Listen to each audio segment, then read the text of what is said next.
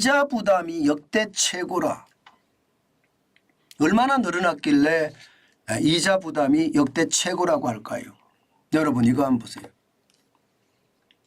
3년 9개월 새에 이자 비용 증가율 56%나 늘어났습니다. 굉장히 많이 늘어났죠. 이게 말입니다. 2019년만 하더라도 82,089원이었습니다. 그런데 2023년 128,068원입니다. 이 수치는 역대 최고고요. 3년 9개월 새에 56% 45,979원이 늘어났습니다. 엄청나게 늘어났죠. 예, 이자 비용 자체가요. 이게 3년 9개월 새입니다. 이렇게 되면 여러분 이제 점점 뭐 일부에서는 임이지만 이자에 짓눌릴 겁니다. 네, 그것도 말입니다. 한두 사람이 질리는 것이 아니라 저는 많은 사람들이 이자에 짓눌릴 것이라고 생각합니다. 이렇게 되면 여러분 이자 때문에 돈 못 씁니다. 지갑 안 엽니다. 소비 축소될 수밖에 없습니다. 경제에서 가장 중요한 게 소비인데 소비를 줄이면 그만큼 말입니다. 경제가 꼬꾸라질 수밖에 없는 게 현실이거든요. 그런데 그 현실이 사실이 될 가능성이 굉장히 높아집니다. 여러분도 경험해 보셨잖아요. 이자 앞에 장사 없다는 거. 한두 달, 좀 길게는 6개월 이자 내는데 문제 없습니다. 그런데 한두 달이 넘어가고 6개월이 넘어가고 1년쯤 넘어가잖아요. 그러면 그때부터 이자에 대한 부담이 시작이 됩니다. 그리고 충격이 오기 시작합니다. 이자에 대한 충격이. 내 월급 중에 이자로 많이 나가니까 쓸 돈이 그만큼 줄어들잖아요.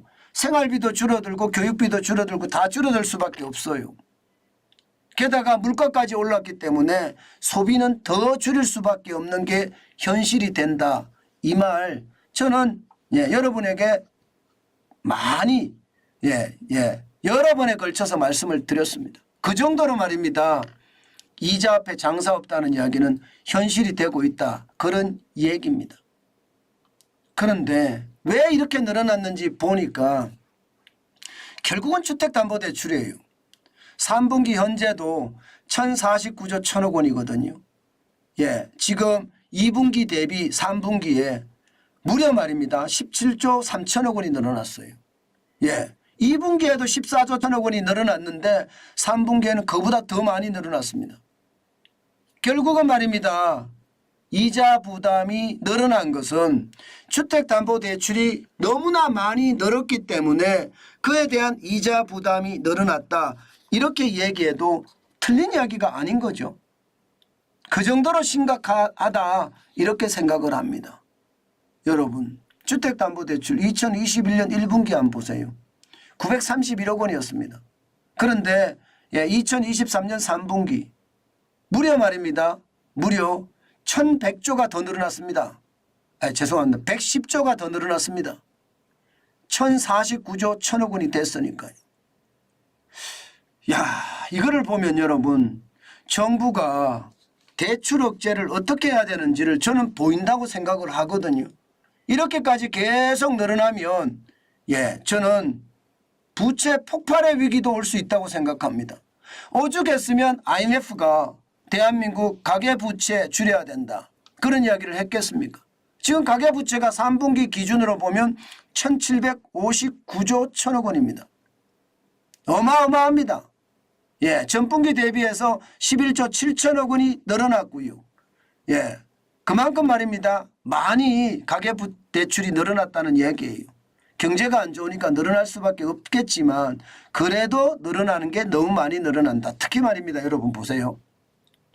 2018년에서 19년 1446조 6천억 원에서 1504조 6천억까지 찔끔 늘었어요. 사실은요. 찔끔. 그런데 2019년에서 2020년을 보면요. 무섭습니다. 적어도 짧게 봐도 120조가 넘게 늘어났습니다. 120조. 예. 1504조 6천억 원이 1632조까지 올라갔잖아요. 게다가 2020년에서 2021년도 장난이 아닙니다. 이때도 말입니다. 거의 120조 이상이 넘습니다. 예. 1632조에서요. 1757조 1000억까지 가니까요. 참 심각하죠. 예. 2022년에는 그래도 딜레버레이징이 됐습니다. 부채 축소가 됐습니다. 1749조 8천억까지 떨어졌으니까. 그런데 최근에 들어와서 다시 늘어났잖아요. 이렇게 늘어나면요. 결국은요. 가계의 부담은 이자 폭탄에 대한 상황이 현실화될 거고요.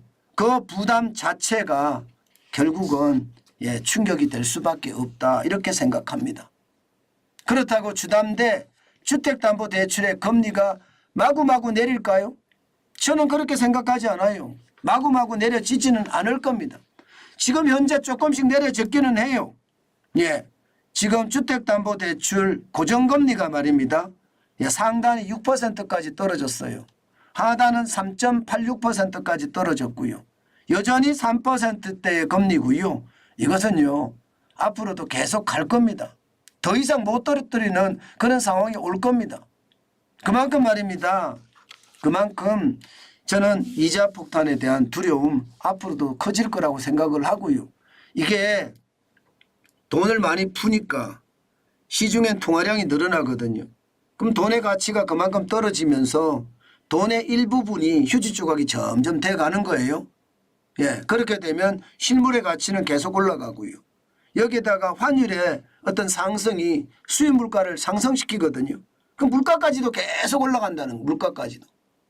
통화량이 늘어나니 수입 물가가 더 올라가고 그러니까 소비자 물가도 더 올라가고 실물에 대한 가치는 점점 커지고요. 그러면 고금리 이자로 물가를 잡는데 물가를 쉽게 떨어뜨리지 않는다. 그런 뜻이 되는 겁니다. 저는 여러분 시장 진짜 지독하게 봐야 된다고 생각을 합니다. 단순하게 시장을 봤다가는요. 큰 코 다친다. 저는 그렇게 봅니다. 그 정도로 말입니다. 시장의 분위기는요. 뭐 싸한 분위기야 저는 당연하다 생각은 하지만요. 그런 싸한 분위기가 전체를 좌우할 수도 있다. 그런 생각 저는 많이 해보거든요. 그 어느 때보다 지금 말입니다. 위기를 제대로 대응하는 것 저는 여러분들의 지혜라고 생각합니다. 지금 같은 시기에는 너무 급하게 움직이는 것도 좋지 않고요. 그렇다고 너무 말입니다. 안일하게 대처하는 것도 좋지 않습니다. 지금 가장 중요한 것은요. 내 생업에 최선을 다해가면서요. 현금을 쌓아가는 것. 그것만이 가장 좋은 방법이다. 그 말씀을 제가 강조해서 드립니다.